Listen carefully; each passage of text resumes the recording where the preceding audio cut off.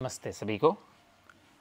आज का जो हमारा अभ्यास है ये एक ऐसे प्राणायाम पर होगा जिसे निरंतर प्रयास यदि आप करते हैं इसे करने का, तो मानसिक जितनी भी व्याधियां हैं, जितनी भी समस्याएं हैं मानसिक, सारी आप जड़ से ख़त्म कर सकते हैं। जैसे कि अवसाद, आपका स्ट्रेस हो गया, नींद ना आना, इंसोम्निया की समस्या है, या नींद रुक रुक के आना, रात्रि में टूट जाती है, रात्रि में देर से नींद आना, या प्रातःकाल जब आप उठते हैं तो भारीपन महसूस होना, इस प्रकार की जितनी भी समस्याएं हैं, और ख़ासकर बच्चों में आजकल जो सामान्य रूप से देखी जा सकती हैं समस्याएं, जैसे जो स्मरण शक्ति है उसका कम होना, भूल जाना चीज़ों को, देर तक याद न रख पाना, इस प्रकार की जो मानसिक समस्याएं हैं ये सारी दूर कर सकते हैं आप यदि आप इस प्राणायाम को निरंतर अभ्यास कर लेते हैं और साध लेते हैं।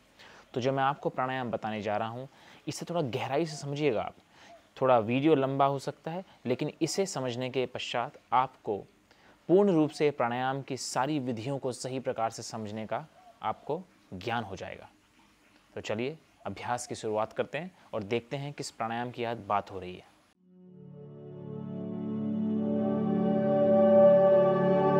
तो जो प्राणायाम मैं आपको आज बताने जा रहा हूँ, इस प्राणायाम का नाम है भ्रामरी प्राणायाम।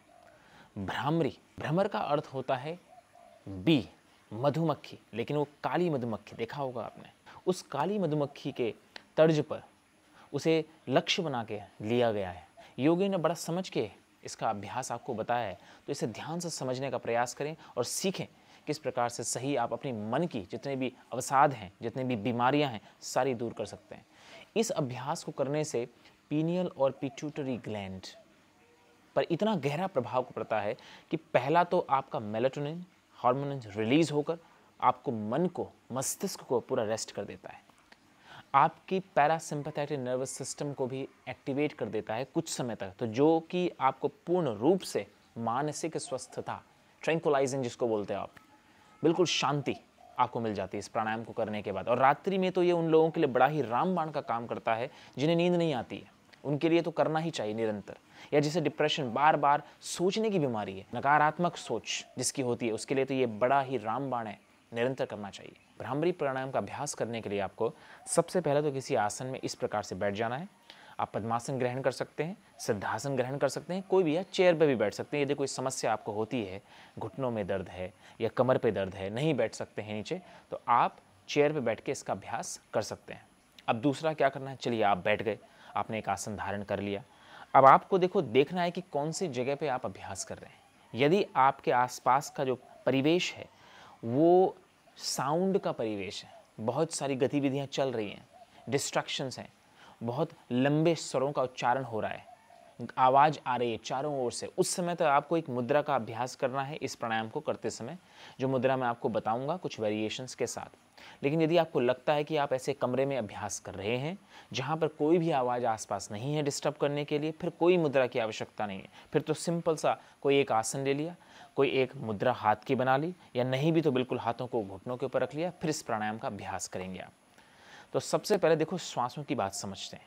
इस प्राणायाम में दो प्रकार की विधियां हैं। पहली विधि तो केवल आप जब सांस छोड़ें तब एक स्वर का उच्चारण करेंगे जो आप ओम के अंत में करते हैं। जब आप ओम का उच्चारण करते हैं तो आप ओम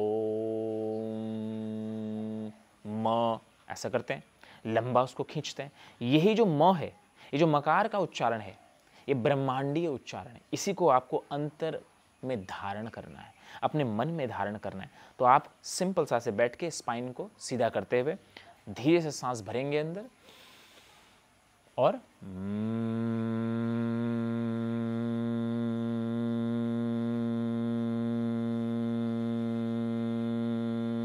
जितना लंबा आप खींचेंगे वो प्रभाव उतना बढ़ता जाएगा। देखिए ध्यान रखेंगे कि नंबर्स इंपॉर्टेंट नहीं है। आपको ऐसा नहीं करना है कि 10 करूं, 15 करूं, 20 करूं, नहीं। आप करिए, आपका ध्यान ऐसा होना चाहिए कि आपका एक श्वास 1 मिनट तक खींचना चाहिए। जितना आप उसको खींचेंगे, अपने शब्द को, स्वर को, जितना लंबा स्वर होगा उतना प्रभाव गहरा होता जाएगा। जितना कांस्टेंट स्वर होगा उतना प्रभाव गहरा होता जाएगा। ऐसा नहीं करना है कि कोई व्यक्ति 10 कर सकता है तो धीरे धीरे छोटे छोटे स्वरों का उच्चारण में ऐसे कर रहा है,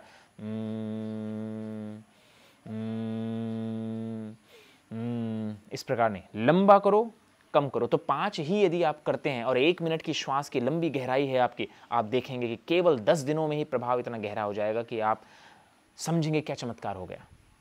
तो ध्यान से समझिए, लंबाई आवश्यक है, नंबर्स आवश्यक नहीं है। 5 ही करें, 1 मिनट तक लंबा खींचें। यदि लगता है कि 1 मिनट तक मेरी श्वास नहीं जाती है तो पूर्व के अभ्यासों से अपने श्वास को मजबूत करें, जैसे नाड़ी शोधन अभ्यास हो गया, कपालभाति का अभ्यास हो गया, स्वर साधना का अभ्यास हो गया, समवेग प्राणायाम का अभ्यास। पूर्व में मैंने कुछ वीडियो बनाए हैं और आगे बनाऊंगा भी, उसके अनुसार आप अभ्यासों को कर सकते हैं।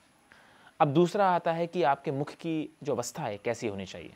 आंखें बंद रहेंगी इसमें, आंखें बंद रखते हुए गर्दन सीधा रहेगा और दांतों को आपको खुला रखना है। प्रारंभिक अवस्था में खुला रखते हुए आपकी जो लिप्स हैं, ये होंठ हैं, उनको मिला के रखेंगे। जो आपकी जीभ है इसे सीधा ना ऊपर टच करना है ना नीचे टच करना है। अब इसमें देखिए 2-3 प्रकार की चीज़ें आपको समझनी है। यदि आप चाहते हैं कि मेमोरी, आपकी स्मरण शक्ति बढ़े, उस समय आपको जो अपनी टंग है, जीभ है, नीचे रख देना है, नीचे के पैलेट पे लगा दो। यदि लगता है कि अवसाद की समस्या से पीड़ित हैं, उसे दूर करना है, बार बार हेडेक आता है, माइग्रेन रहता है निरंतर रूप से, इसे ठीक करना है। यदि रहता है कि थॉट्स, जो स्मृतियां हैं, बहुत रुकी रहती हैं, रात्रि को नींद नहीं आती है आपको, इसे ऊपर रख दीजिए। तो ये 2 प्रकार के आप काम करेंगे, इसके अनुसार आप अभ्यासों को करेंगे। ठीक है।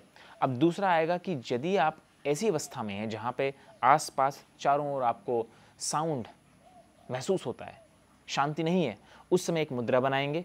दोनों हाथों से अपने थंब से, देखिए कानों का जो ये फ्लैप है, ये दरवाज़ा है जो, इसे बंद कर लेंगे इस प्रकार, देखा। और दोनों को इस प्रकार बंद करते हुए या तो हाथ को ऊपर रखें, छाती खुल जाएगा, देखिए कितना खुल रहा है छाती। तो श्वास की लंबाई भी अपने आप बढ़ जाएगी इस अवस्था में, देखिए ये। अब यदि कुछ समय बात करने के बाद आपके हाथ थकेंगे, यदि अभ्यास निरंतर नहीं है तो थक भी जाओगे। तो जब आप थको तो अपने ये जो दूसरी अंगुली है, इंडेक्स फिंगर, इससे बंद करते हुए अपने दोनों रिस्ट को मिलाते हुए अपने जो चिन्ह है इसको इस प्रकार रखते हुए फिंगर्स को फेस पर कवर कर लो। ये देखिए अभ्यास चलता रहेगा लेकिन मुद्रा बदल जाएगी। तो ये आपको ध्यान रखना है। और यदि आप और गहरा अभ्यास करना चाहते हैं तो एक बड़ी महत्वपूर्ण मुद्रा है जिसे हम बोलते हैं षण्मुखी मुद्रा। अपने द्वारों को बंद कर देना, 6 के 6 द्वार, 1 2 3 4 5 6, इन द्वारों को बंद कर देना है। कहीं कहीं पुस्तकों में सप्त द्वार भी कहते हैं, जो मुख भी है, लेकिन यहाँ पे मुख को आपको बिल्कुल साइड में ऐसे रखना है, हाथों को केवल एक प्रेशर बनाते हुए।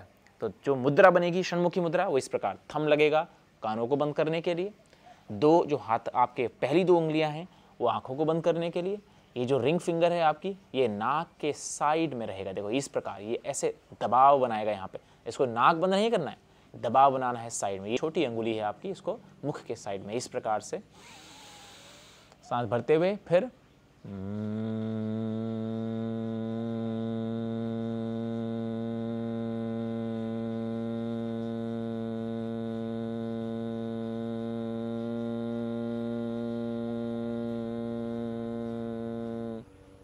लंबा खींचो उसको। देखिए यहाँ पे एक चीज़ का बड़ा ध्यान देना है आपको कि आपका जो स्वर निकलेगा श्वास छोड़ते समय, वो ना तो ऊपर ऊंचा स्वर होना चाहिए ना नीचा, बिल्कुल मध्यम गति से स्वर लेंगे आप। तो यदि आपका स्वर इस प्रकार से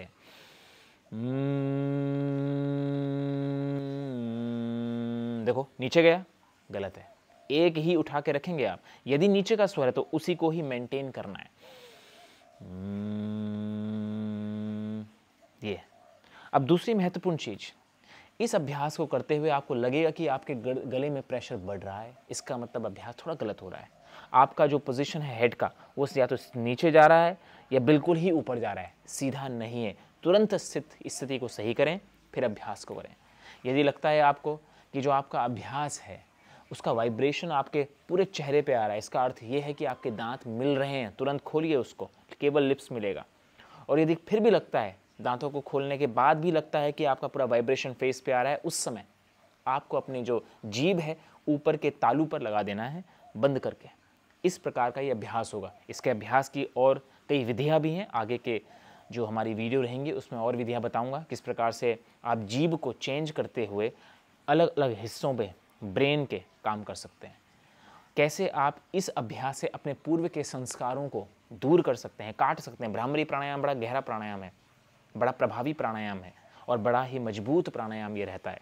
इसलिए ध्यान में रखना होगा कि जो अवस्था मैं आपको बता रहा हूँ आज, इसका अभ्यास निरंतर रूप से करिए, जिससे कि अगली वीडियो आने से पहले आप मजबूत हो जाएं और उस स्तर तक पहुंच जाएं कि जब आप अपने संस्कारों को भी काट सकें, उन पर भी काम कर सकें। अभी तो आप मानसिक और शारीरिक व्याधियों को दूर करने का काम कर रहे हैं। हार्मोनल बैलेंस के लिए महिलाओं के लिए बड़ा ही प्रभावी ये प्राणायाम हो जाता है।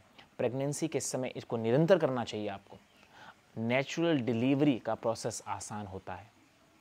जो डिलीवरी के समय दर्द की समस्या है वो थोड़ा कम हो जाती है।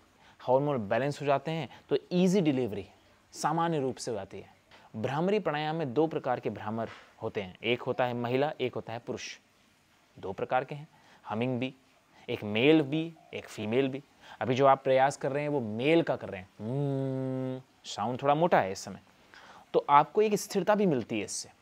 आप इतने डेडिकेट और कंसंट्रेशन पावर तो इतनी बढ़ती है आपकी कि आप बिल्कुल आसानी से धारणा को स्थिर कर सकते हैं। कंसंट्रेशन बढ़ जाता है, आपका जो आंतरिक शक्ति है, आंतरिक बल है वो बढ़ जाता है, आत्मविश्वास बड़ा हो जाता है।